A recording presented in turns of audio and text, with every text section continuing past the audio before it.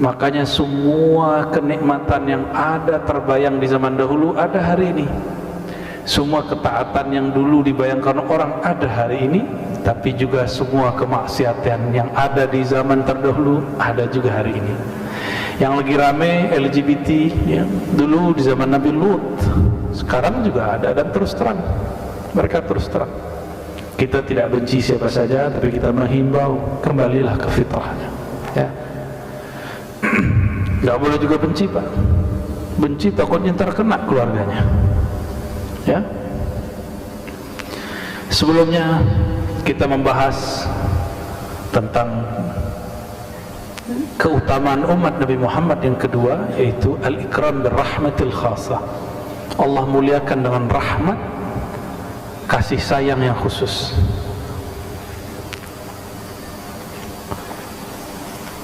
Makanya kita banyak dapat rukhsah. Benar ya? Banyak rukhsah hari ini. Mulai dari cara wudu, bersuci, kemudian sholat, itu rukhsah semua. Kita aja masih nganggap beban. Itu sudah rukhsah karena sayang Allah Subhanahu wa ta'ala. Yang ketiga, ja'alahum ummatan wasata. Allah jadikan umat Nabi Muhammad sebagai umat wasata. Apa arti wasata? Moderat. Maksudnya moderat apa? Enggak cenderung ke kanan, enggak cenderung ke kiri.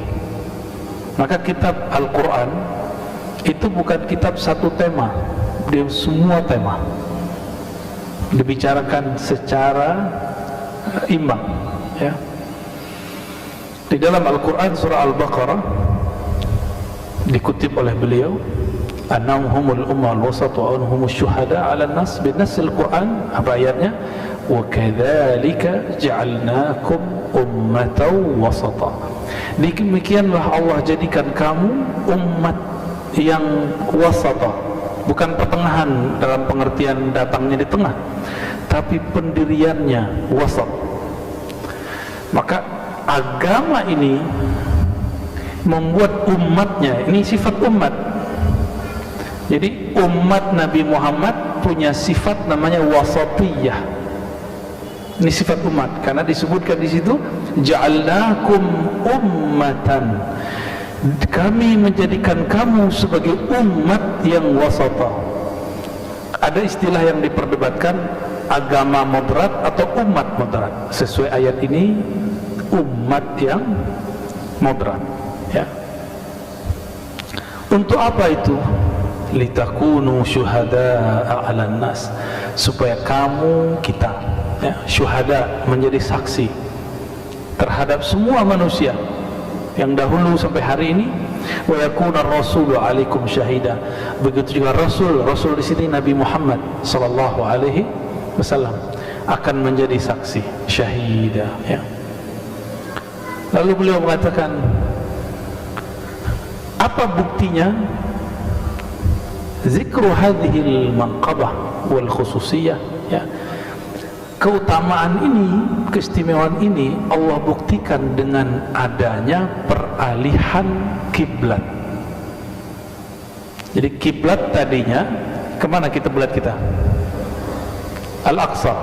Itu yang ada batu yang di bawahnya ada lubang itu.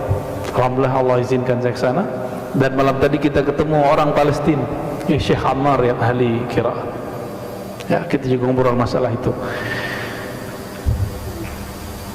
Dulu Nabi Muhammad setiap kali mau sholat menghadap ke Al-Masjid Al-Aqsa, beliau menghadap dulu ke Ka'bah, karena beliau ingat Ka'bah itu dibangun oleh Nabi Ibrahim lebih awal daripada Al-Masjid Al-Aqsa.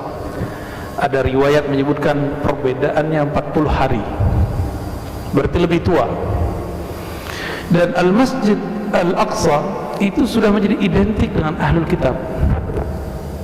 Al-Masjidil Haram masih pertengahan, masih moderat. Maka dialihkanlah dari Masjidil Aqsa ke Al-Masjid Al-Haram, ya. Ya, muncullah surat Al-Baqarah ayat 142, ya. silakan dilihat nanti di rumah ya. Uniknya itu dipindahkan lagi sholat. Sejarah ini kemudian menjadi sebuah keunikan. Sayyidina Nabi SAW lagi sholat, disuruh pindah. Masjid tempat Nabi sholat dulu itu disebut Masjid Qiblatain. Tidak ada keutamaan khusus yang disebutkan di dalam Al-Quran dan Sunnah mengenai sholat di sana, tapi yang pasti keutamaannya mengenal sejarahnya. Bahwa Nabi berpindah, ngimaminnya arahnya pindah. Yang tadinya ngadap ke utara, sekarang beliau ngadap agak ke selatan.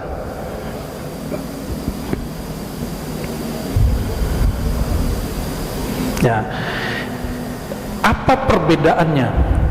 Al-Masjidil Haram simbol millati Ibrahim Hanifah, simbol dari agama Nabi Ibrahim.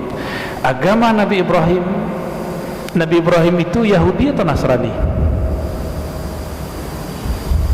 Nabi Ibrahim gimana? Islam? Iya dong pasti.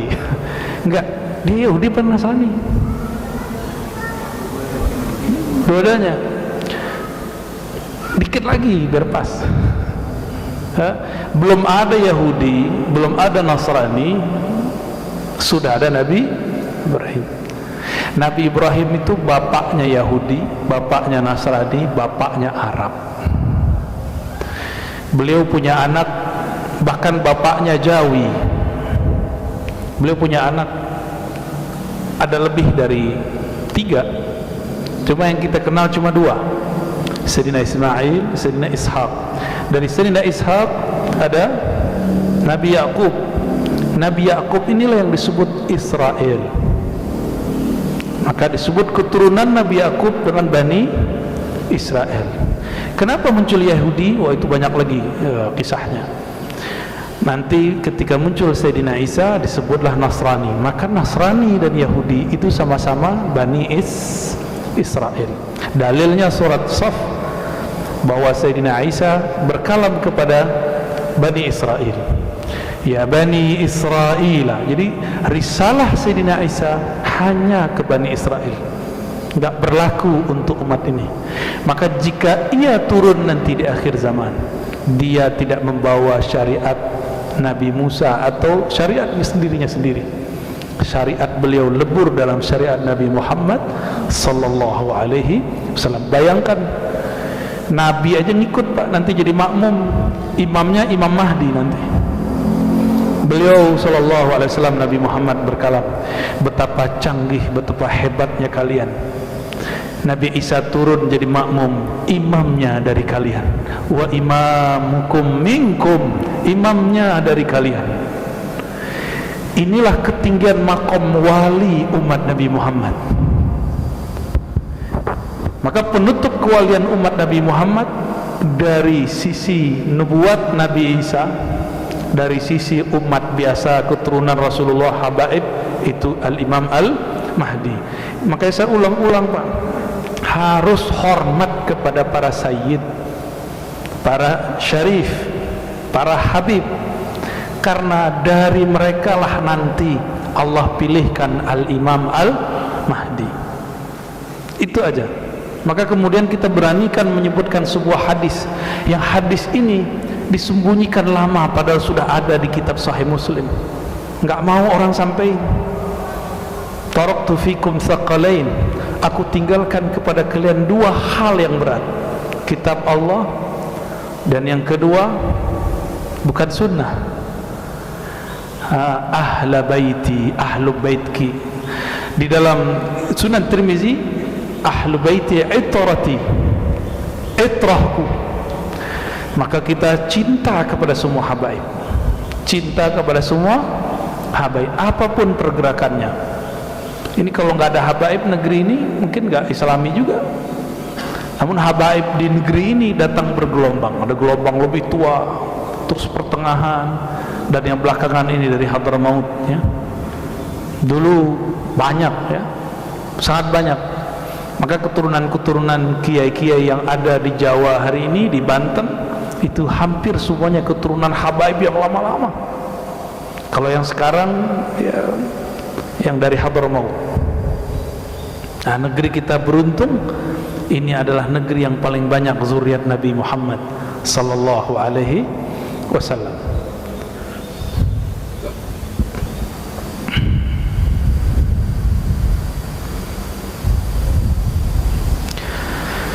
Nabi Ibrahim punya anak,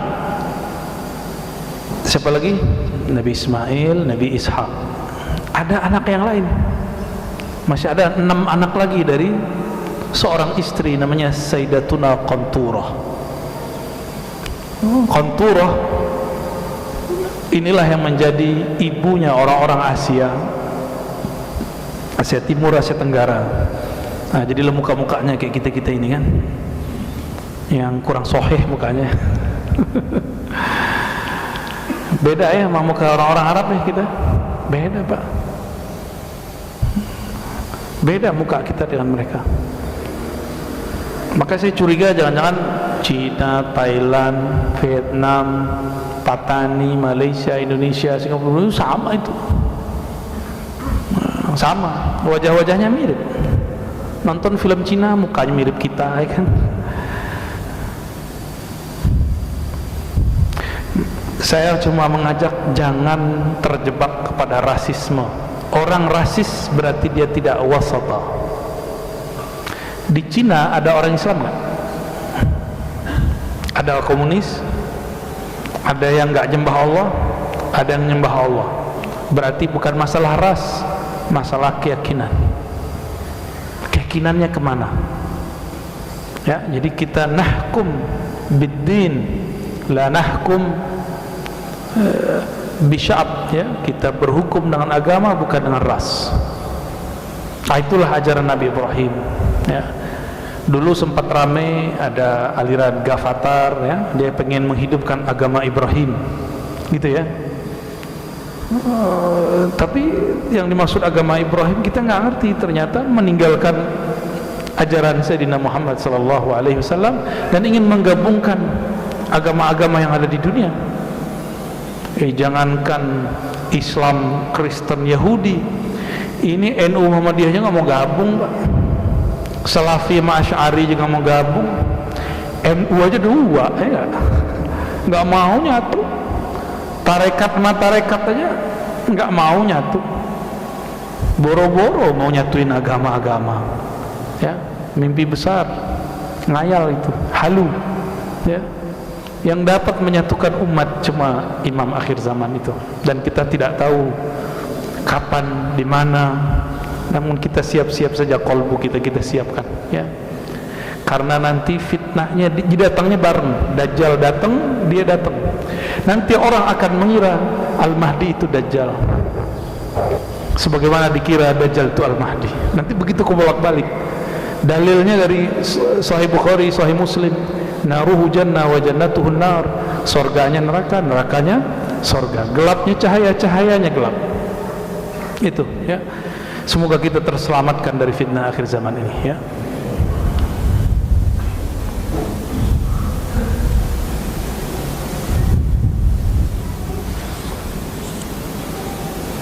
Lalu beliau mengatakan simbol daripada moderat dalam Islam itu adalah Al-Quran sendiri yang berbicara banyak hal, ya.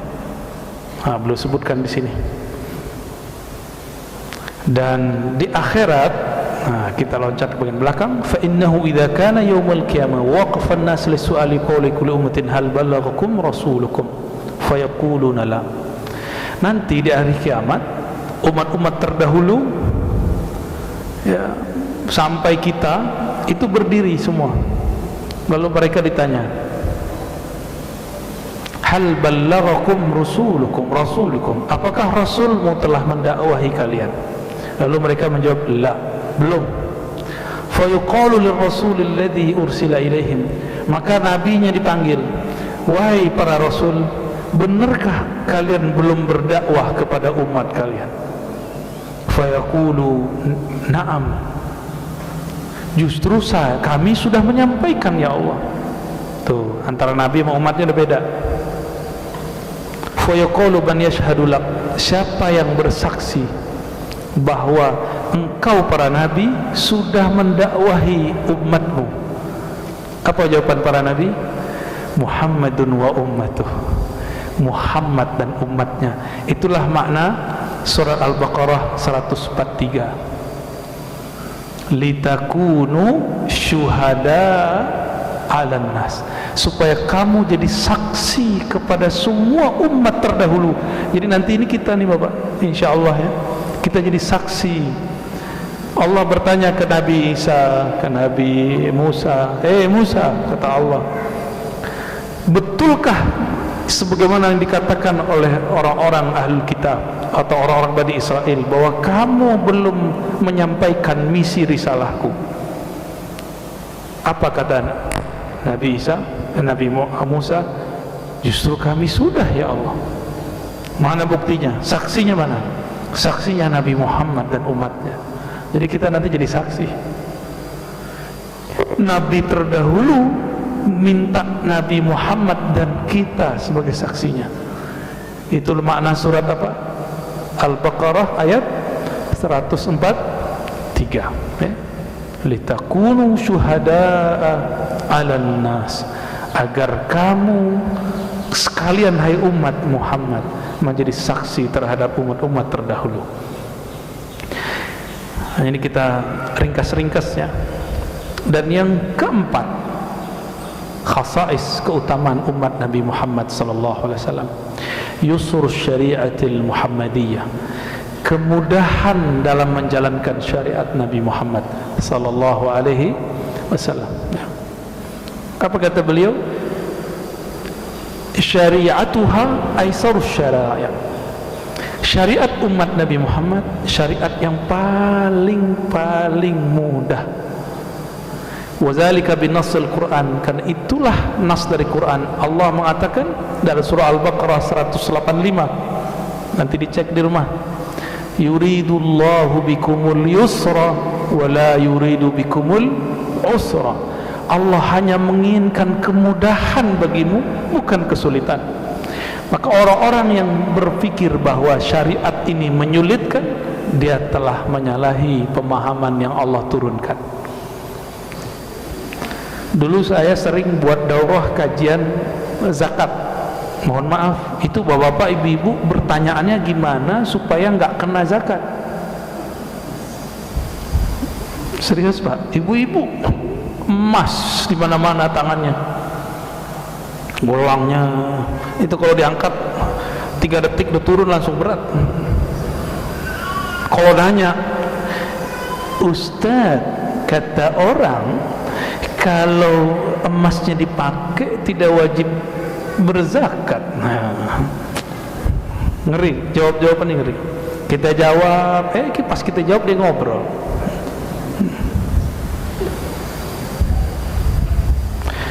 Kita sering bertanya, ingin mencari celah. Ini yang nggak benar. Itu Bani Israel. Bani Israel ketika nanya dulu, diperintahkan oleh Nabi Musa, ya, sembelihlah sapi. Padahal semua sapi apa aja kan boleh tuh. Nanya lagi, pengen detail, pengen sebenarnya itu dibatalkan, dipersulit lah.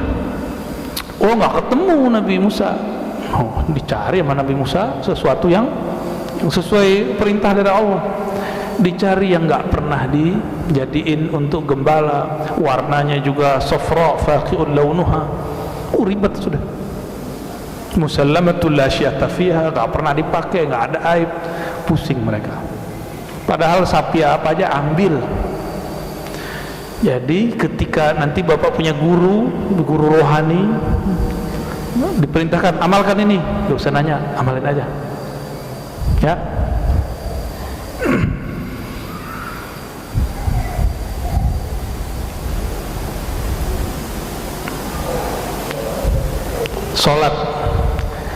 Sholat kita ini sudah paling mudah. Nggak sanggup berdiri, ngapain? Duduk. Nggak sanggup duduk, berbaring. Nggak sanggup berbaring, kita sholatin Pak. Kita sholatin nanti, tenang aja ya.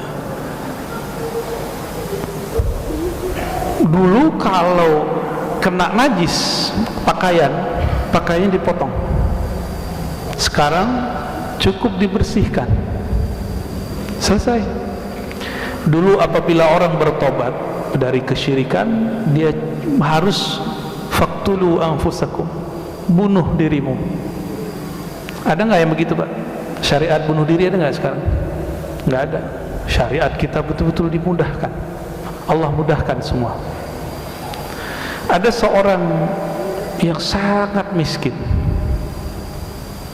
Dia datang kepada Rasulullah, mengadu, wahai Rasulullah, bulan puasa aku menggauli istriku di siang hari. Rasulullah panik, ya Allah, berat kafarahnya, penebusnya berat. Apa tebusannya? Kafarahnya apa? Puasa 2 bulan berturut-turut. Dia bilang, ya Rasulullah, saya ini orang lemah, penyakitan. Ya udah, kamu ngasih makan 60 orang miskin. Ya Rasulullah, yang miskin mah saya. Akhirnya Nabi ambil makanannya, kurmanya, nih, kira-kira mungkin ada 60 butir di dalamnya, nih kamu bagi-bagi. Ya Rasulullah, kalau saya bagi-bagi ntar saya makan apa? Udah buat kamu. Ya, itu terjadi, Pak. Begitu longgarnya Rasulullah SAW jika sudah terjadi perbedaan kondisi. Dan itu cuma umat Nabi Muhammad SAW. Umat terdahulu nggak ada cerita bunuh diri, nggak ada cerita. Makanya bersyukur jadi umat Nabi Muhammad SAW. Ya. Kalau sholat Jakarta sekitar ini kan macet terus. Sekarang ulama kita sudah mengeluarkan beberapa kajian, walaupun belum jadi fatwa ya. Jika macet yang luar biasa, kita terjebak di jalan, boleh dijamak tapi bukan qasar. Boleh dijamak tapi bukan qasar. Mengikuti qaul Imam Syafi'i bahwa kebolehan menjamak salat karena masyaqqah. Masyaqqah itu kesulitan. Kita kalau kena macet sulit nggak? Kemacetan zaman dulu jarak, kemacetan apa, kesulitan zaman dulu jarak, kesulitan zaman sekarang mobil nambah, jalan nggak nambah. Ya, gengsi nggak punya mobil, beli mobil. Tiap hari orang beli mobil, jalannya segitu-gitu aja. Ya salam, siap-siap macet. Maka di dalam fikih-fikih ulama kita hari ini, mereka memperkenankan kita untuk menjamak sholat ketika terjadi kemacetan luar biasa, tapi tidak qasar. Ingat ya, boleh digabung maghrib 3, isya 4, tapi bukan 3-2. Zuhur asar 4-4, bukan 2-2. Nah, ini tolong jangan salah paham nanti ya. Kalau di mazhab Imam Malik semuanya disebut dengan qadha, diqadha aja. Baik. Nah, namun ada yang terlalu gampangan, dapat ilmu dari kiai bahwa kalau kita di kendaraan cukup sholat di kendaraan. Ya, sholat duduk. Ingat, sholat wajib tidak sah di atas kendaraan kecuali posisinya pas. Jadi kalau kita dulu pernah sholat di pesawat, ingat-ingat nih berapa sholat diqadha semua.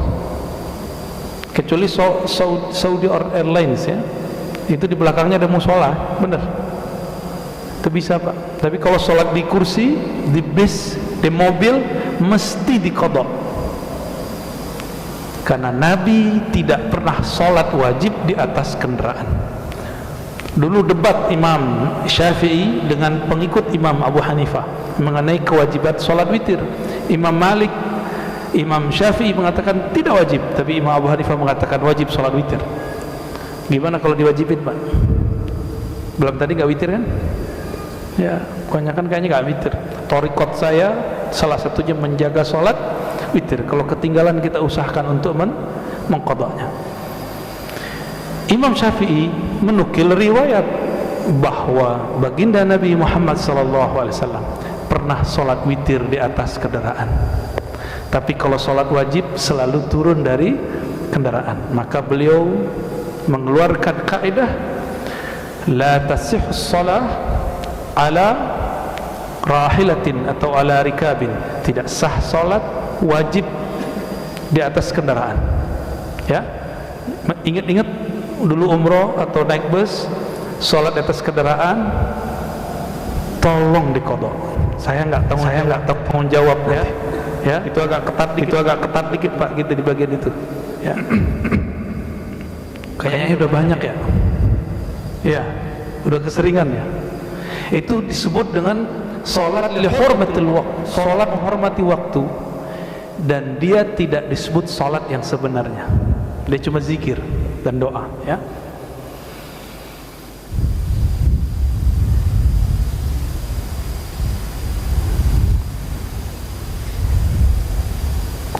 Nabi itu pernah lupa nggak Pak?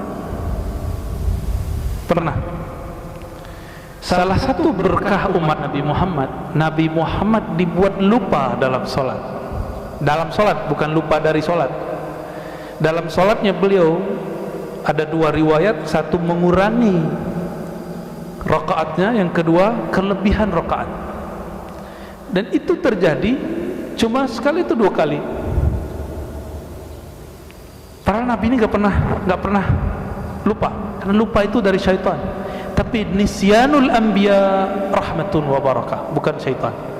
Lupanya para nabi itu keberkahan, bukan dari syaitan. Kalau kita lupa seperti yang dikatakan oleh khadamnya Nabi Musa, ya, wa ma ansani, tidaklah aku lupa kecuali karena syaitan yang membuat aku lupa. Tapi kalau nabi lupa, bukan syaitan, tapi Nabi lupa karena Allah sedang kasih hadiah buat umat. Sekarang kalau kita kelebihan rakaat, ada caranya nggak? Sujud sawi. Kalau kurang, kita tambah satu rakaat, atau berapa kurangnya kita tambah, nanti kita sujud sahwi. Coba kalau Nabi nggak pernah dibuat lupa oleh Allah. Jadi Nabi lupa itu syariat. Nabi itu buang air kecil selalu jongkok atau duduk. Jadi Nabi dua metodenya. Di rumah beliau itu beliau membuat WC baru, jongkok, duduk ya. Tapi kemudian diriwayatkan oleh Sayyidatuna Aisyah bahwa beliau duduk, jongkok. Diriwayat Abdullah bin Umar ini ngintip Rasul. Jadi Rasul diintip buang air kecil, jadi hadis. Antum kalau diintip jadi hadas. Ini dosa kita. Ya Bu ya. Abdullah bin Umar naik ke atas rumah di Madinah itu sampai sekarang masih banyak, gentengnya nggak ada, dia datar aja. Sekarang baru genteng tuh dari Indonesia tuh dibelinya, ya, nggak tahu eksportirnya mungkin para habaib juga tuh. Naik ke atas rumah, dilihat Nabi gimana cara buang air kecilnya. Ternyata Nabi buang air kecilnya berdiri. Karena tempatnya sempit, itu banyak sampah. Maka disampaikan oleh Abdullah bin Umar, itu ramai Madinah. Setelah wafat Rasulullah, Abdullah bin Umar buka rahasia itu. Saya pernah ngintip Rasulullah buang air kecil berdiri. Tuh, ngintip dia. Kata Sayyidatuna Aisyah, itu Abdullah bin Umar bohong. Saya nggak pernah nyaksiin Nabi buang air kecil berdiri. Nah, ada dua berita. Satu berita orang di rumah Nabi, satu orang berita di luar rumah Nabi. Maka ketika dua berita ini nyampe, dua-duanya sebenarnya dapat diterima. Tapi biasanya orang-orang ngotot, nggak ada. Dia nggak tahu, dibilang nggak ada. Jadi sekelas Sayyidatuna Aisyah itu nggak salah ketika ngomong, saya nggak pernah lihat. Bener ini kalau beliau ngomong, karena emang di rumah Rasulullah beliau selalu menggunakan kursinya atau jongkok. Itu Rasulullah. Maka yang dia katakan, demi Allah saya tidak pernah melihat Rasulullah buang air kecil kecuali jongkok atau duduk. Abdullah bin Umar cerita, ya itu kan di rumah, sedangkan di luar lain cerita. Begitulah ilmu. Banyak kiai sekarang ngomong nggak ada itu, kan banyak sekarang ya. Yang bantah Pak Hashim kali gitu juga. Oke, sudah sering digituin orang, nggak ada itu. Dia nggak tahu, dia bilang nggak ada. Cukup katakan saya tidak tahu. Ahsan. Karena mengatakan la adri itu separuh ilmu.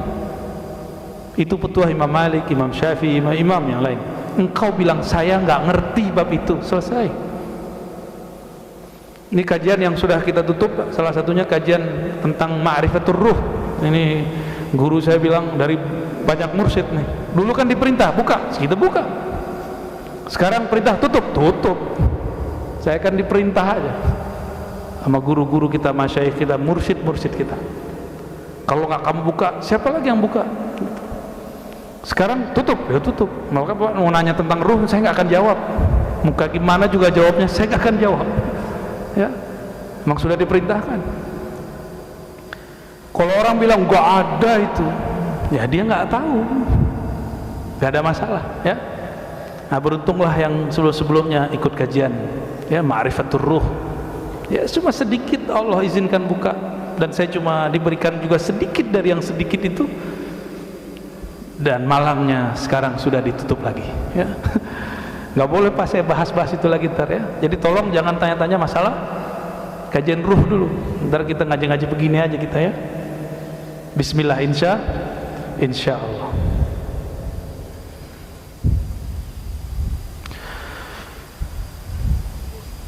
Dalam riwayat Imam Ahmad dari Huzaifah Al-Yamani qala sajada an-nabiy sallallahu alaihi wasallam, Nabi sujud falam yarfa' rasahu hatta zananna anna nafsahu qubidat.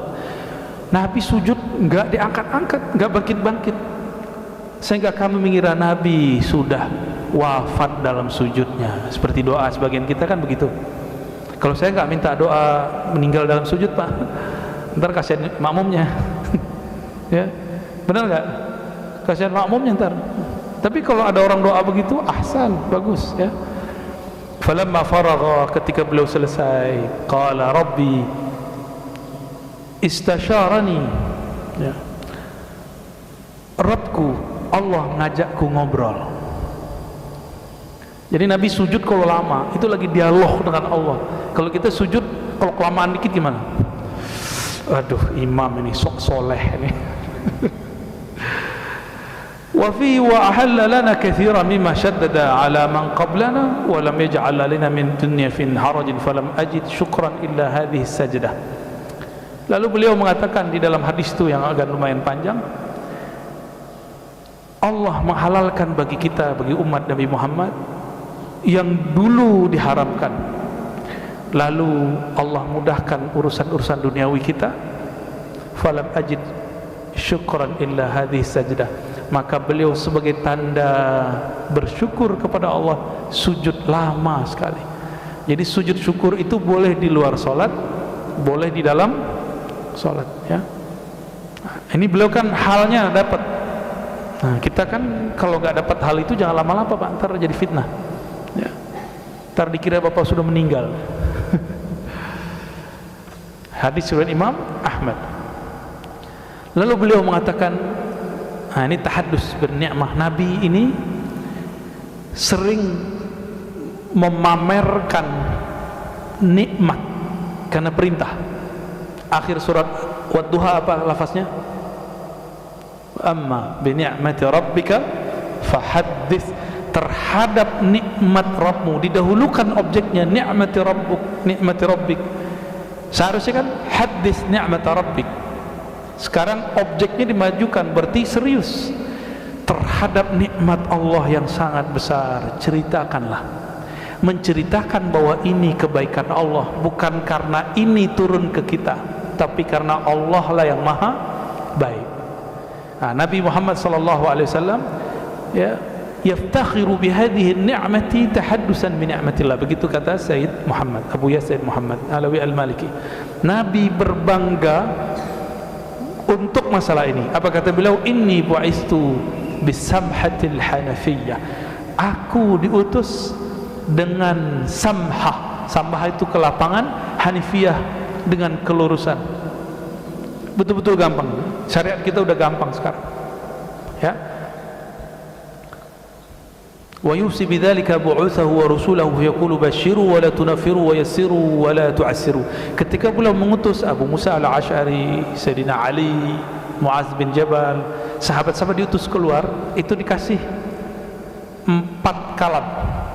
Basyiru, jangan bikin umat takut. Jadi kajian akhir zaman kita nggak boleh bikin rusuh. Kajian akhirat kita nggak boleh bikin umat putus asa.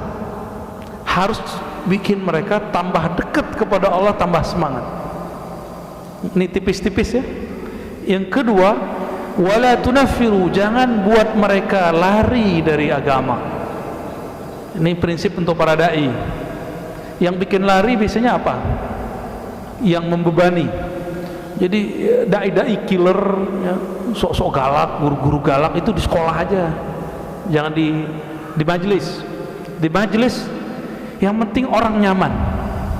Nah, tadi saya dapat cerita dari Kiai Abdul Rahman, Allah yarham, waliullah Gusmi ya, qaddasallahu sirrahu, ketika mengganti nama majelisnya Zikrul Laila menjadi Zikrul Ghafilin, yang diundang bukan gambus sama hadroh pak bukan, yang diundang apa? grup band. Akhirnya orang-orang yang lalai itu, yang suka nyanyi ini dan itu, ikut ngaji. Bernamalah kajiannya Zikrul Ghafilin, peringatan bagi orang-orang yang lalai. Kontroversi saat itu, aneh gak Pak? Pengajian yang diundang artis-artis band dari Surabaya.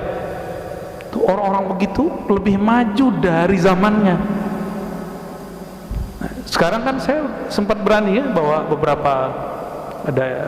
beberapa orang-orang band itu ya, kita sejajarkan di depan untuk kajian hikam waktu itu. Ya, sekarang ya skip dulu kajian hikamnya yang malam-malam. Dulu juga jam 2 ya. Maka namanya Zikrul Laila, zikir malam, diganti Zikrul Ghafilin, dimajuin jamnya. Sama, kajian hikam kita sebelumnya jam 12 malam, sekarang ditutup dulu Pak. Dan anehnya kita kajian selama pandemi. Alhamdulillah baiknya orang-orang yang ngurusin negeri ini nggak pernah itu pengajian kita dibubarin. Padahal yang ikut ngaji nggak pakai masker Pak. Dingin-dingin, Masya Allah. Ya, ini negeri betul-betul banyak rukhsah di dalamnya, tinggal syukurnya yang banyak ya. Itu yang kedua. Yang ketiga apa? Yassiru, permudah yang kamu ajarkan, jangan dipersulit. Nah, inilah dibutuhkan kecerdasan rohani dan intelektual bagi seorang guru dan dai, ulama, ngajar umat.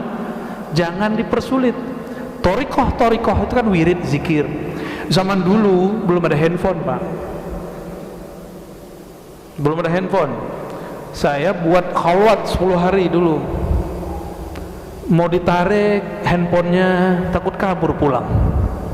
Ya udahlah, kasih izin buka handphone jam 5 sampai maghrib. Kita buat khalwat dulu, itikaf, zikir khafi, zikir qalbu. Ini udah dari pandemi sampai sekarang saya belum buat lagi. Maka kita buat suluk from home, khalwat, suluk, latihan rohani, tapi dari rumah. Kok dibuat kerja aja dari rumah ya, masa latihan rohani tidak bisa dari rumah ya? Mungkin sudah ada yang ngamalin beberapa ya. Alhamdulillah, itu berkah itu insyaallah. Nah, yassiru, jadi harus butuh namanya tajdid. Tajdid itu revisi. Setiap masa itu ada metode yang cocok untuk masa itu. Sama-sama namanya zikir Naqsyabandiyah, tapi metodenya harus berubah. Sama-sama Qadiriyah, sama-sama Syaziliyah, tapi harus ada cara yang beda dengan dulu mas sekarang. Di zaman dulu ada nggak kerjaan berangkat pagi pulang sore ngantor, ada nggak? Nggak ada. Zaman dulu nggak ada. Sekarang ada, maka harus disesuaikan metodenya dengan zaman sekarang. Sama-sama thariqahnya disebut thariqah A, tapi cara pengamalannya sudah dimudahkan, disebut tajdid. Dan mujaddid itu akan ada di setiap 100 tahun. Begitu dalam hadis Imam Abu Daud ya. Barangkali ini zamannya sudah mulai dekat, zaman tajdid ya. Wala tu'assiru, jangan persulit. Nah, ngaji, baru ngaji udah ngomong sunnah bid'ah, sulit nggak otak kita? Ya, itu mempersulit Pak. kajian mengenai diagnosa suatu hukum atau menjelaskan jenis suatu amalan ini sunnah bid'ah, itu otoritas para ulama. Makanya saya katakan tadi di Masjid Puri ya, Puri Cinere, semua orang berhak ngomong agamanya, tapi yang berbicara mengenai hukum agamanya cuma ulama ahli hukum. Gitu. Silakan komentar apa saja. Tapi kalau sudah masuk ke wilayah-wilayah yang ada otoritasnya, jangan sembarangan komentar. Ya. Sebagaimana kita nggak sembarangan mendiagnosa orang punya penyakit, harus datang ke dokter.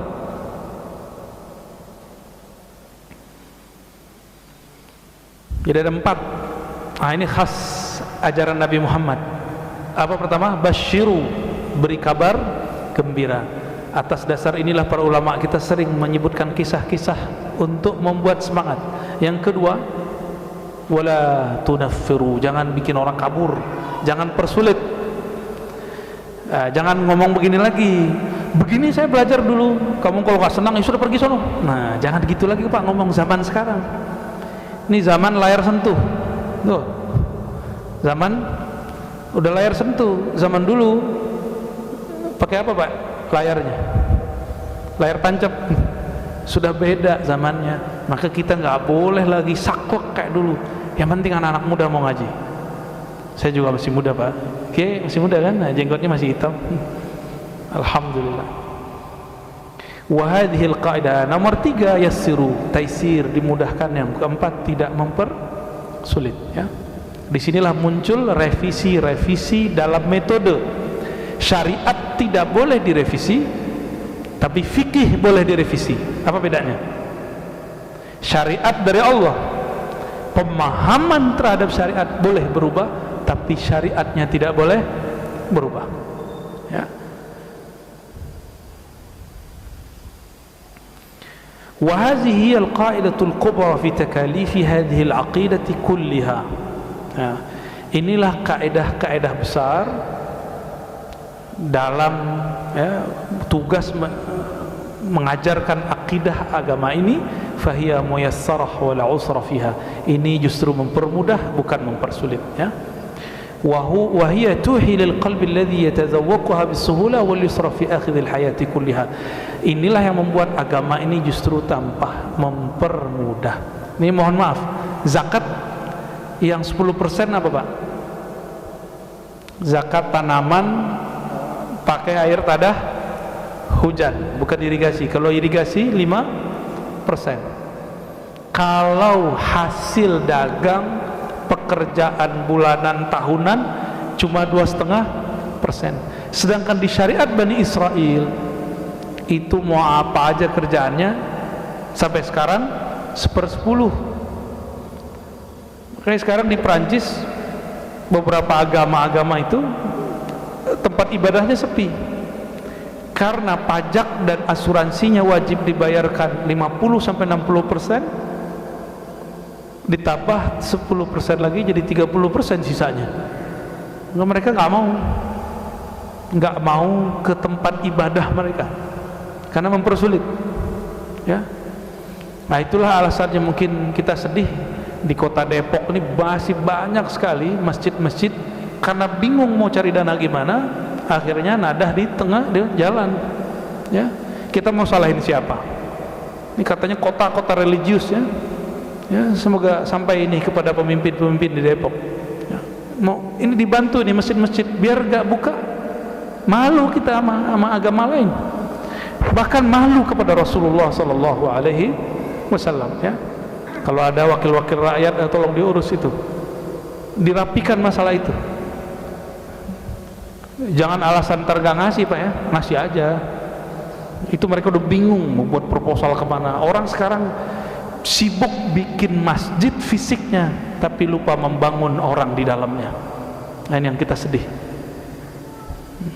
Dulu ulama kita bikin pesantren bangunannya dulu atau pesantren isinya dulu. Nah, ngajinya dulu dihidupkan baru bikin bangunannya, jangan dibalik. Jangan dibalik. Dan pesantren itu nggak bisa ala orang kaya, nggak, mohon maaf. Pesantren itu ala kiai. Kiai dapatnya gimana, cara-caranya. dia akan menjalankan itu. Saya berulang-ulang kali menyampaikan, ini banyak sekali kawan-kawan kita yang Allah berikan harta berlebih, nggak percaya sama kiai, malah curiga sama kiai. Dia bilang, ini ngomong ke saya, Pak, ntar kasih sama kiai itu turun ke anaknya. Ya salam, itu tuduhan yang luar biasa itu. Tapi kalau di Jawa, keberlangsungan pesantren emang ke anak. Kalau nggak ada sistem itu, udah hancur Pak pesantren. Saya orang Sumatera Barat. Di Sumatera Barat, karena tradisi turun ke anaknya kurang. Jadi kalau anaknya tidak alim, nggak dihormati di sana. Ada yang sekampung sama saya, maka banyaklah pesantren-pesantren dulu ratusan ribuan. Kalau ada seorang peneliti pendidikan di sana, kampus aja ada 3.000 dulu di sana. Belum lagi pesantren, tarbiyah, ya, surau-surau kajian kitab. Karena orang tidak menghormati turun ke anak, karena kecurigaan tinggi atau apa saya nggak tahu, wallahu alam. Gimana nih Dato, ini penghulu sana nih, bener, habis Pak, habis. Itulah cara Allah penjaga pesantren di Pulau Jawa, dari kiai turun ke anaknya atau ponakannya. Ramai juga itu Pak, kayak perang-perang zaman-zaman dulu, konflik-konflik di kerajaan, sampai ke masalah laundry aja ramai itu ntar. Tapi itu dinamika biasa, nggak masalah. Yang penting pesantren jalan terus. Konflik-konflik keluarga itu biasa, masalah cuan biasa, ya. Dulu kiai-kiai kita bangun ruhnya dulu, baru bertahap bangun fisiknya. Maka siapa yang punya kelebihan harta, ya ngobrol sama kiai, ngobrol sama syaikh, ya. Jangan buat konsep-konsep sendiri. Dibuat bangunan, ada kubah-kubahnya, ini pesantren. Nah, itu namanya bangunan seperti pesantren. Bapak udah pernah ke tempat Abuya Muhtadi, ayahnya Abuya Dimyati.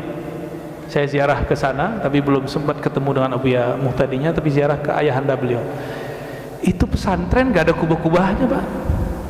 Apa namanya, rumah-rumah kecil, pondok-pondokan itu, pendopo bahasa Jawa. Nah, obong, ajib. Kiai tinggal di tempat begitu, nggak ada Pak, yang itu nggak ada kubah-kubahnya. Tapi siapa aja pemimpin di negeri ini pasti datang ke situ.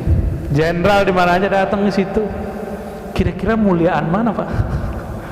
Ya, yang memimpin siapa sebenarnya?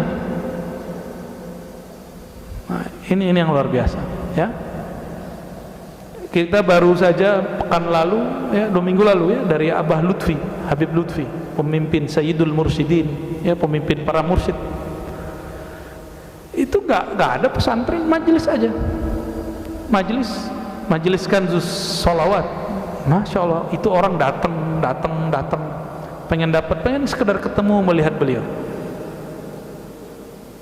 Karena yang beliau bangun cinta kepada Rasul Sallallahu Alaihi Wasallam. Ya, kita beruntung punya orang-orang begitu. Itu menteri-menteri, koordinator datang pakai helikopter, ketemu bentar, pulang ke Pekalongan Pak. Ya, jadi ternyata mau jadi orang hebat tuh nggak mesti di Jakarta, ya. Ya bisa di mana-mana. Jadi jangan salah konsep kita.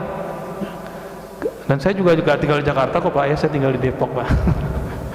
Nanti kalau ditinggalnya ke sana, ya itu lain cerita, ya. Allahu a'lam bis-shawab. Baik.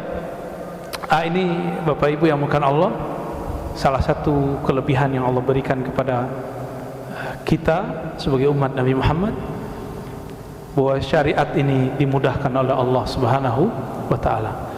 Saya mengajak ini, silakan dibaca itu, ya. Alhamdulillahillazi ja'alana min ummati sayyidina Muhammad. Coba baca, alhamdulillahillazi ja'alana min ummati sayyidina Muhammad. Terima kasih ya Allah yang telah menjadikan kami umat Nabi Muhammad. Al-Fatihah. Amin.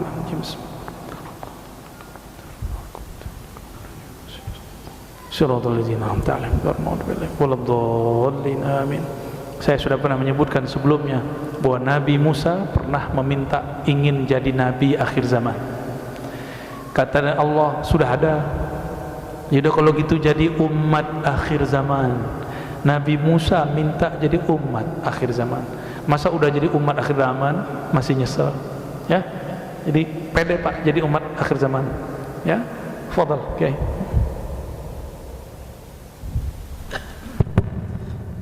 Baik, terima kasih kepada Buya yang telah memberikan ilmunya untuk kita semuanya. Dan sebelum kita tutup, seperti kebiasaan kita ada memberikan kesempatan Bapak Ibu untuk menyampaikan, mungkin karena sudah ada titipan juga Buya ini, sudah ada titipan, saya akan bacakan dan nanti saya akan berikan kesempatan dari Bapak-Bapak satu, dari Ibu satu.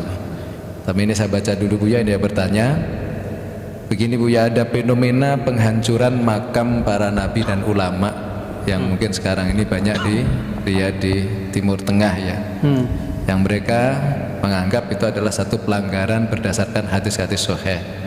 Maka dari itu kita ini punya tradisi sering ziarah, dan tujuan mereka sangat kejam karena itu adalah kerjaan orang-orang sufi yang kehilangan proyek untuk proyek-proyek tur wisata dan lain sebagainya. Aduh, jahat sekali ya. Maka dari itu ini minta pencerahannya supaya umat tetap bisa takdim kepada para dzurriyyat Rasulullah, kepada para ulama, kepada para wali-wali Allah. Kita penjelasan kepada Buya. Mungkin sebelum saya lanjutkan pertanyaan berikutnya, barangkali biar langsung dijawab ya. Langsung jawab ya. Bismillahirrahmanirrahim. Betul ada hadis bahwa Rasulullah melarang meninggikan atau membuat bangunan di atas kubur. Naha anil bina alal qabr ya. Rasulullah melarang ada bangunan di atas kubur. Saya dulu mengira hadis ini umum, dan sempat ya, dulu kan kita juga sama Pak, mantan juga ya. Aduh, kalau ngelihat kuburan ada bangunan itu kayaknya pengen ngambil kapak itu, mau ngancurin. Itu udah dari sono. Dan yang pertama kali seingat saja melakukan itu di kalangan kekhalifahan Bani Abbasiyah namanya Al-Mutawakkil. Beliau ini nggak senang sama Ahlul Bait, apalagi masalah kubur. Maka kuburan Sayyidina Al-Husain di Karbala itu dia datarkan, dia ratakan. Itu sebabnya Imam Ahmad juga nggak senang sama beliau ya. Kita bukan Rafidah, tapi juga bukan nasibah. Nasibah itu yang menghina zuriat Rasulullah sallallahu alaihi wasallam. Lalu sempat pusing lama juga tuh ya. Ternyata kita kurang membaca karya imam kita, yaitu Imam Syafi'i. Imam Syafi'i punya kitab namanya Di bagian bab jenazah beliau menjelaskan tentang masalah persoalan bangunan di atas kuburan. Apa penjelasan beliau? Betul dilarang jika tanahnya tanah wakaf umum. Kalau wakafnya bersyarat, wakafnya wakaf keluarga, wakafnya wakaf milik pesantren, wakafnya mungkin dari pendiri dan dia bersyarat, saya wakaf nih masjid tanahnya, tetapi nanti tolong kuburkan saya di situ. Berarti wakafnya bukan wakaf umum di bagian tidak dikuburkan. Ya, yang umum seperti pemakaman umum itu nggak boleh buat. Bener, nggak bolehnya makruh, bukan haram. Jadi an-nahyu lit-tahrim. Jadi larangan itu ada dua, ada al-karahiyah, hanya sekedar dibenci, ada yang lit-tahrim. Ya, karah itu lit-tahrim, ada yang karahiyah aja ya. Mendekati kepada keharaman, ada yang biasa aja. Imam Syafi'i paling mengerti karena beliau zamannya dengan Nabi tidak berjauhan. Beliau menjelaskan hadis ini khusus untuk tanah pemakaman umum. Nanti silakan dicek di kitab Al-Um ya. Berarti kalau tanah keluarga boleh nggak? Dulu yang bangun-bangun ma'had, pesantren, masjid-masjid itu mereka yang punya, dan mereka bikin syarat saya wakaf, tolong kuburkan saya di situ. Itu udah wakaf khas namanya, bukan wakaf umum. Yang umum tidak boleh. Secara bukan tidak boleh haram, tapi tidak boleh makruh. Lebih kurang begitu, ya. Lalu bagaimana dengan fenomena penghancuran? Mereka gagal faham. Mereka gagal faham. Tadi Al-Mutawakkil pertama buat, lalu diteruskan terakhir oleh kelompok-kelompok yang muncul di Najd, ya, kelompok Wahabiyah, dan ini dicatat dengan baik oleh Sayyid Ahmad Zaini Dahlan, ya, yang dia tulis bukunya Fitnatul Wahabiyah, lalu kitab Ar-Raddu 'alal Wahabiyah. Itu luar biasa, Pak. Direkam dengan baik apa saja yang dilakukan oleh kelompok Wahabi. Dia bunuh ulama, dihancurkan kubur-kuburan, dia tuduh orang ziarah itu syirik, suuzon nama umat, suuzon nama umat, ya. Kita baca, ngeri benar. Kita baca kemudian buku Syekh Saleh Fauzan, kitab dia diajarkan sekarang di pesantren-pesantren di Indonesia. Ini yang mengkhawatirkan saya. Apa kata dia? Bahwa para sufi itu adalah ubadul kubur, penyembah kubur, kuburiyun. Ini tuduhan, masya Allah, berbahaya. Ini sangat berbahaya. Nah, ada yang kuburiyun di sini, sarjana kubur. Ini wajahnya sih kayaknya cenderung begitu nih. Bau jenazah ya. Tapi ada satu hal yang saya dapat dari kubur. Lainul qalb, kelembutan hati. Maka dapat dipastikan orang-orang yang keras itu emang jauh dari kubur. Ntar dia dikubur aja akhirnya gitu, baru beres dia. Belum dikubur dia akan keras terus, Pak, karena jauh dari kuburan. Lalu para ulama kita, ya, Syekh Said Mamduh punya kitab judulnya Ahkamul Kubur. Itu kitab paling bagus mengenai masalah kubur. Sudah ada PDF-nya kali Kiai, nanti bisa dibahas. Nanti kita bedah di sini kalau mau, ya. Hukum-hukum mengenai kuburan, biar sah jadi kuburiyunnya, ya. Biar kuburiyun yang bersanad gitu, ya. Kubur itu Rasulullah itu, masya Allah, ternyata beliau kalau ziarah bukan hanya siang, ziarahnya tengah malam, Pak. Ada yang berani ziarah tengah malam? Nah, alhamdulillah, gelap loh, Pak. Salah satu latihan kolbu itu ziarah kubur malam hari. Takut sama setan, apa namanya, dedemit, genderuwo, pocong, ya salam. Enggak, itu bukan orang dalam kubur, itu pasti jelmaan-jelmaan. Yang dalam kubur sudah dikubur. Yang dikuburkan fisiknya, rohnya masih ada nggak? Jadi kalau kita mengucapkan salam kepada yang dalam kubur, dia jawab nggak? Jawab. Nabi sendiri yang ngajarin, jika engkau idza maraltum, ya, jika kamu lewati kubur, bil maqabir, faqulu, katakanlah assalamualaikum ya ahla diyaril mu'minin, atau assalamualaikum ya ahlal kubur. Paling gampang, salam atas kalian wahai penduduk kubur. Itu Bapak kalau baca salam, Pak, mereka jawab. Untungnya telinga ini nggak dengar. Kalau dengar kabur. Ya. Namun kalau sudah melatih rohani, kadang-kadang terdengar. Untung nggak setiap ziarah terdengar. Kalau setiap ziarah terdengar, masya Allah, udah sedeng-sedeng separuh kita, Pak. Ya. Lagi duduk begini, dengar ada orang yang lagi disiksa di situ, kan repot, Pak. Jadi nikmat yang Allah berikan kepada umat ini adalah Allah tutup kasyaf. Maka jangan minta kasyaf banyak-banyak. Tahu kasyaf? Dibukakan alam gaib. Ini nikmat, kita tidak bisa melihat alam gaib. Maka saya senang nggak bisa baca isi hati orang tuh, saya lebih senang. Karena kalau bisa baca isi hati orang, repot. Jadi plong, cuek bebek. Orang mau punya ilmu santet, ilmu apa, saya cuek aja, Pak. Salaman, itu kan macam-macam. Ada yang mindah-mindahin ilmu aneh-aneh lewat salaman. Kita cueknya husnuzan, dengan husnuzan Allah jaga. Insya Allah. Nah, kita kalau kosong mau diapa-apain juga nggak ada masalah. Tapi kalau sudah suuzon, melihat tatapan mata udah capek. Wah, aku punya ilmu nih. Nggak repot tar. Baik, jadi gitu ya. Terjawab? Terjawab ya. Jadi yang tidak boleh yang mana? Kuburan umum. Kalau kuburan wakafnya wakaf khusus, apalagi tanahnya tanah milik keluarga besar mereka, ya boleh-boleh aja. Itu semua yang wali-wali besar kita lihat di Pulau Jawa, di Uzbek, di mana-mana, itu semua tanah mereka atau tanah muridnya dulu. Jadi bukan milik umum, jadi boleh, nggak ada masalah. Yang paling bagus Pak, kuburan terawat itu di Uzbek. Semoga ada masa kita ke sana ya. Insya ziarah ke silsilah Naqsyabandiyah dan silsilah Imam Bukhari.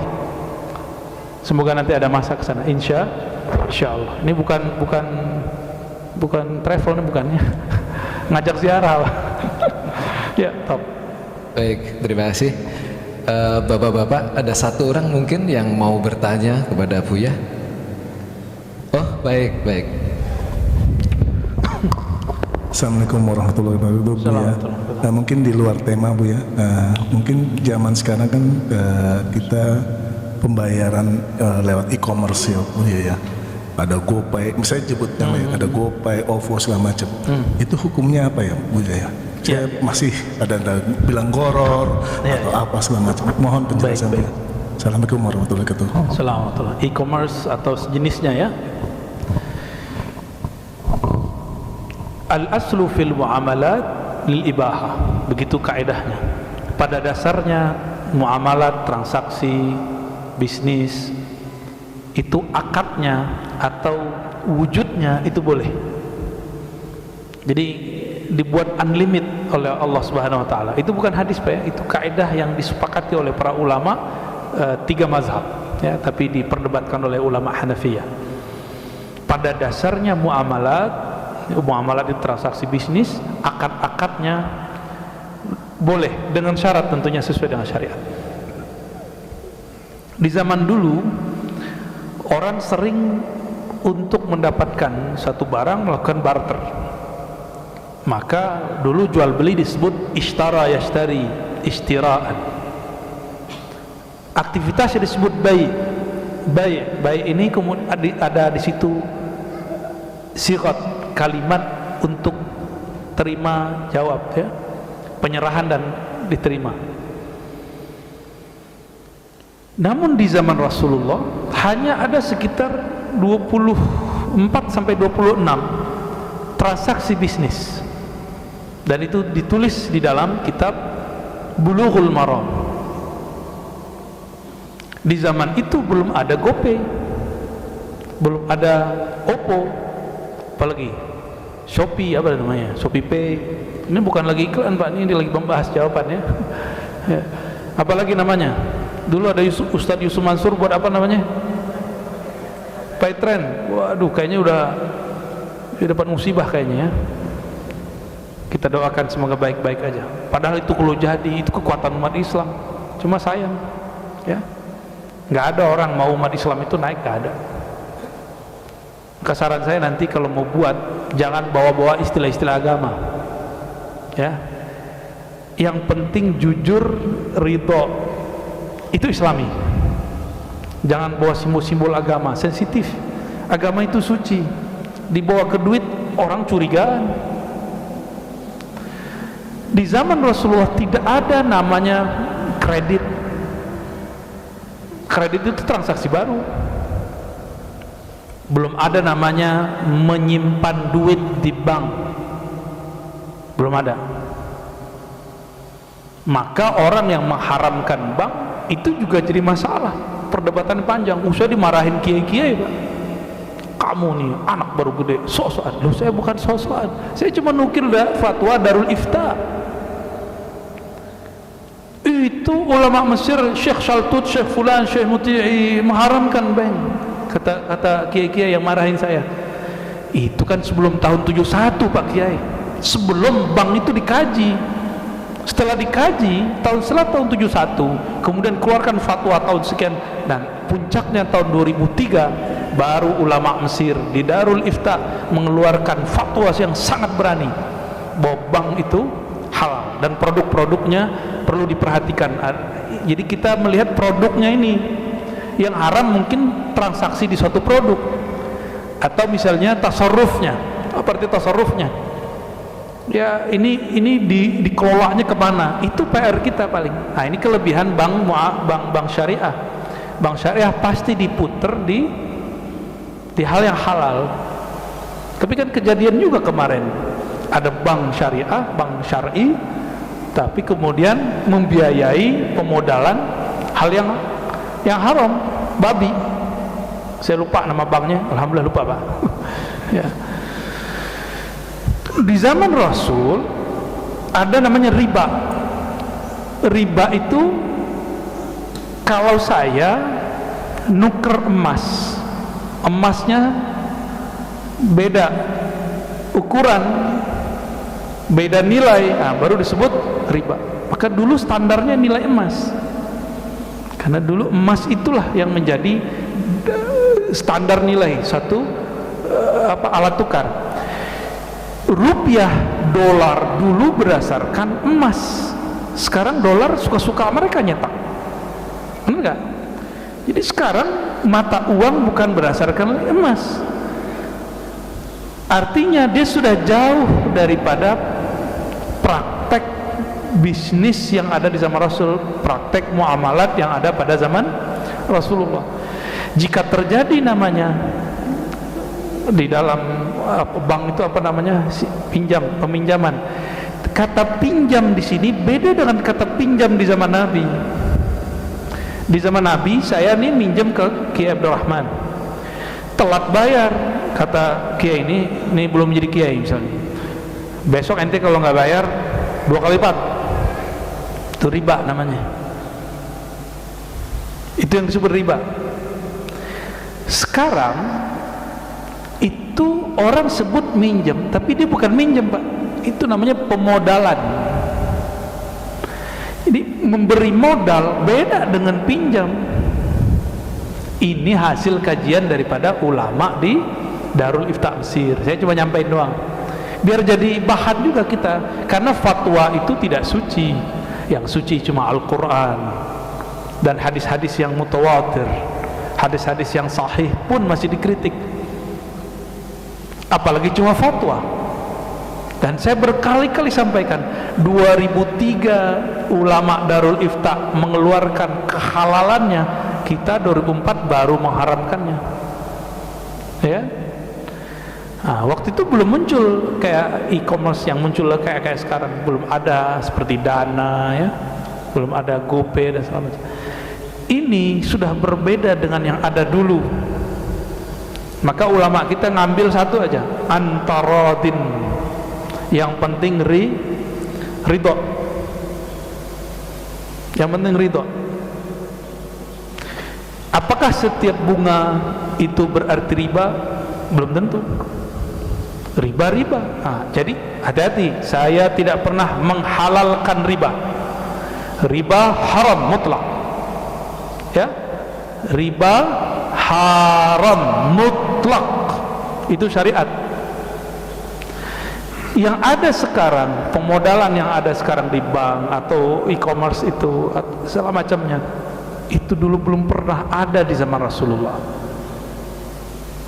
Selama dia ada kejujuran di dalamnya, ada transaksi yang jelas di dalamnya, dan sudah ada hukum yang menaunginya, sudah kita katakan halal, insya Allah ya.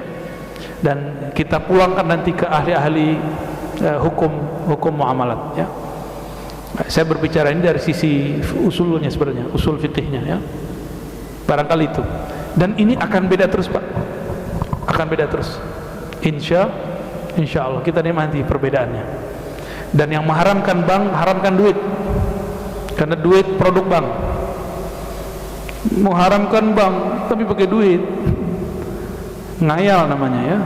Kalau haramkan bank, tabi'un kaidahnya, tabi'un apa artinya? Kalau engkau halalkan pokoknya, haramkan juga turunannya. Bank haram, coba sepakati dulu Pak, bank haram, ayo sini duitnya, sini kartunya, sini buat saya aja. Gimana? Haram gak? Kalau haram maka semua produk bank haram. Salah satu produk bank apa? Duit. Dan yang paling ngaco orang ngomong, ayo kosongkan rekeningmu, tutup rekeningmu. Ini gawat tuh orang ngomong begitu ya. Dia nggak tahu salah satu pilar ekonomi di negara itu bank. Bank kolab, kita krisis moneter lagi Pak nanti. Jadi bank yang kita bicarakan sekarang bukanlah riba yang dibicarakan ulama terdahulu. Nah itu yang mau kita ini. Terserah ya, mau kiai sepakat nggak ada masalah. Tar juga kiainya punya duit, punya kartu ATM. Kalau kiainya masih bilang haram, aneh minta ATM-nya. Ya. Oh kita banknya syariah. Ya saya termasuk penyokong bank syariah, walaupun belum 100% syar'i. Dan saya di bank syariah 2 Pak. Sekarang BSI mah, satu lagi Muamalat yang kita sebut aja. Kita ngambil cuma satu, saya ngambil bank milik negara BUMN yang umum karena saya sokong. Itu pun ATM-nya nggak bisa lupa PIN-nya Pak. Ya. Ala kulli hal teman-teman semua, sahabat-sahabat semua, buka pikirannya ya. Jangan kemudian menyamakan istilah dulu dengan sekarang, itu beda jauh. Baik, ini panjang Pak, nanti kita bahas lebih kencang lagi ya. Tafadhal. Baik, mungkin satu ibu-ibu mohon dibantu mic-nya. Satu terakhir karena sudah 1,5 jam ya. Baik, insya Allah nanti bulan depan kita lanjutkan. Bismillahirrahmanirrahim. Assalamualaikum Buya. Assalamualaikum. Izin bertanya, ini kebetulan saya berbisnis dari rumah Buya. Saya ingin bertanya bagaimana hukum Islam, aturan-aturannya untuk wanita yang berbisnis. Lalu kemudian bertanya lagi, bagaimana Buya biar hati kita ini selalu istiqomah ingat sama Allah dan Rasulullah, dan amalan apa yang harus kita lakukan setiap hari. Terima kasih. Wassalamualaikum warahmatullahi wabarakatuh. Perempuan berbisnis yang paling cepat teringat siapa? Sayyidatuna Khadijah. Bahkan di zaman Rasulullah ada seorang perempuan dicerai suaminya atau ada yang meninggal suaminya, dia harus menghidupi keluarganya ya, maka dia kerja di tempat bekerja. Ada yang kerjanya di ladang, ada yang kerjanya di mana, di pasar. Itu mereka kerja. Lalu bagaimana dengan hukum fikih yang menyebutkan kalau perempuan yang sedang iddah ya tidak boleh bersolek segala macam? Maksudnya itu yang tabarruj jahiliyah. Tabarruj ini kan 2, tabarruj jahiliyah, bergaya-gaya jahiliyah, buka aurat ya, pakaiannya yang enggak senonoh gitu, itu maksudnya. Sedangkan kalau masih layak, masih patut, masih enggak ada masalah, enggak ada masalah, dia tetap bekerja. Misalnya suaminya meninggal, dia PNS, dia cuma berduka berapa hari, ya harus berangkat lagi, tetap pakaiannya pakaian biasa. Tapi saya punya dosen dulu, suaminya meninggal, dosennya wajahnya lumayan. Selama iddah itu dia emang nggak pakai make up sama sekali. Itu pilihan dia, itu pemahaman dia. Tapi kita juga punya seorang bunyai alim juga, beliau tetap pakai tapi yang pantas, sekedar merawat wajahnya ya. Nah, silakan diikuti mana yang pas ya. Jadi untuk perempuan yang berbisnis, lakukan terus ya. Apalagi sekarang berbisnis bagi umat akhir zaman sangat mudah, semuanya ada di genggaman, benar ya. Bagaimana dengan interaksi lawan jenis? Interaksi lawan jenis selama tidak terjadi ikhtilat. Ikhtilat ini terbagi 2, ada ikhtilat yang haram, ada yang ikhtilat yang mubah. Ikhtilat yang halal ini sekarang ini ikhtilat juga, cuma sono akhwatnya, sini ikhwannya. Ketika di pasar ikhtilat nggak? Ikhtilat, tapi kan tidak kemudian seperti di bar. Nabi SAW ketika beliau diundang pernikahan disambut oleh perempuan, hadis Bukhari dan Muslim. Perempuan yang nyambut, berarti ada ikhtilat. Ikhtilat gitu, yang nyambut perempuan, tapi ikhtilatnya yang mubah. perempuannya tutup aurat, ya mereka sopan, mereka juga pengen ketemu Rasulullah kok. Gitu, yang pantas aja, yang pantas. Jadi jika emang harus bertemu lawan jenis, lakukan sepantasnya, semaklumnya, ya. Dan kita sudah tahu batas-batas itu semua. Dan yang terakhir mengenai bagaimana cara istiqamah agar ingat Allah dan Rasulullah SAW. Untuk istiqamah, istiqamah itu bahasa Arab artinya berusaha menuntut diri supaya tetap qiyam, teguh, dan itu butuh bimbingan, nggak mungkin sendiri. Jika tidak punya guru mursyid, maka carilah teman komunitas, komunitas yang mereka punya kesepakatan untuk beramal satu amalan. Jika tidak punya, maka lihatlah orang-orang yang mengkritik kita, musuh-musuh kita, karena musuh itu kadang lebih mengerti aib kita daripada kawan. Ya, kalau nggak ada juga ya ke laut aja ya.